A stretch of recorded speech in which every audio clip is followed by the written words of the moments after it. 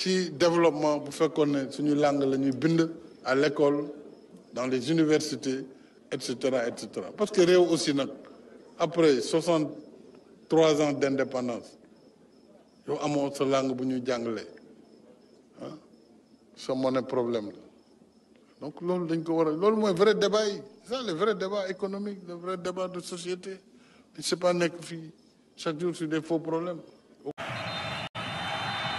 Ele vai checar. ay baat yu ëmb arafu ma. Ibou Gueye. xalam. waaw góor. xalam. kan moo mën a joxaat beneen baat bu am arafu ma. Pape Sarr. muri. muri. ri. aja ku moo mën a joxaat beneen baat. Fatou Mbaye. tama. waaw kumba. tama. Parlez de votre candidat, laissez notre candidat. Nous l'avons choisi. Il est en train de faire le tour du Sénégal sur le plan professionnel pour faire son travail.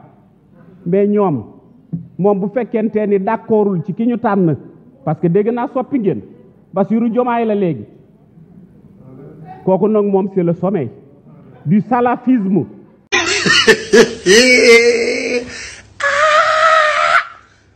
Du salafisme bu ñuy wax vrai salafiste c'est Bassirou Diomaye. Mais tous ces gens-là ont été des agents de notre candidat. C'est notre candidat qui les a formés aux impôts et domaines. C'est notre candidat qui les a formés moo leen teete jàngal leen liggéey. Notre candidat a été directeur général des impôts et domaines, ministre des finances, ministre des affaires étrangères, premier ministre. Ñoom ils n'ont jamais dirigé un bureau. C'est ça vous appelez l'expertise. Vous pensez que vous pouvez tromper les Sénégalais, vous vous trompez vous-même. Vous vous trompez vous-même. Dama ni ngeen dem tànn candidat kii ngeen fi indi nag Sénégalais yoom duñ ko woteel salafiste boo xam ni ren dem leen ci internet bi xool ma suta dem Touba ma suta dem Tiwaawan di nuyu kilifa diine gëmul diine ji gëmul tariixa kooku Sénégalais yi duñ ko fal. C'est le vrai salafiste.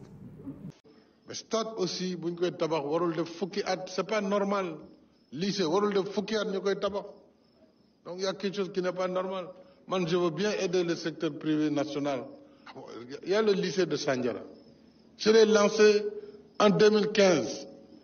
Il est encore à l'état de gros œuvre. Vous croyez que ça c'est acceptable? Combien de stades Sédhiou, partout on nous le dit. Monsieur le Premier ministre, il faut prendre des mesures radicales. Parfois, il faut fâcher certaines personnes.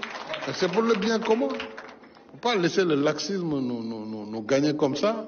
Les gens qui ne respectent rien, ils prennent les marchés, appels d'offres, ils plongent. Après, pour commencer à négocier des avenants, on leur donne des décomptes, ils disparaissent. C'est pas possible. Soit on est entrepreneur ou on ne l'est pas. L'entrepreneur, il se bat, on l'accompagne. Nous, on est là pour accompagner. Mais c'est pas parce qu'on est du parti ou parce qu'on est parent du président ou ñoo bokk suñu koñe ñoo bokk nga foog ne loolu c'est un permis de ne pas terminer les chantiers non. Je ne soutiendrai personne ci loolu.